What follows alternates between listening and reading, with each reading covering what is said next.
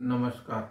आज का आठवड्याच्या शेवटच्या कामकाजाच्या दिवशी सकाळी शेअर मार्केट सुरू झाल्या 11 वाजेपर्यंत तेजी होती। त्यानंतर मात्र कामकाज संपेपर्यंत मार्केटमध्ये घसरण सुरू होती।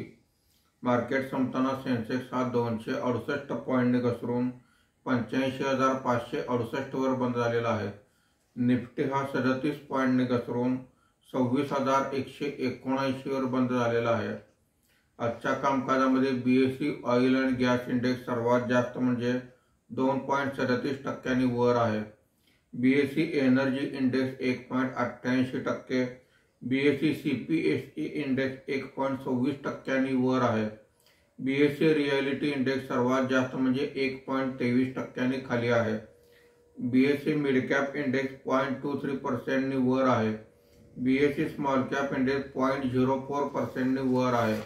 आजच्या कामकाजामध्ये निफ्टीमध्ये वाढलेले मुख्य शेअर्स पुढील प्रमाणे आहेत। बीपीसीएल 6.43%, सिप्ला 3.13%, सन फार्मा 2.65%, कोल इंडिया 1.89% अशी वाढ आहे। आज निफ्टीमध्ये घसरलेले मुख्य शेअर्स पुढील प्रमाणे आहेत।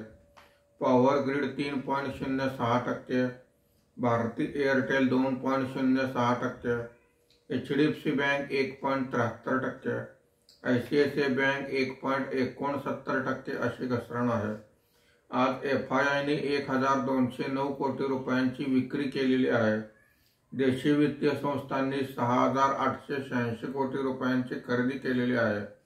शनिवार आणि रविवार शेअर मार्केटला साप्ताहिक सुट्टी आहे। आपण सोमवारी पुन्हा भेटूया। धन्यवाद।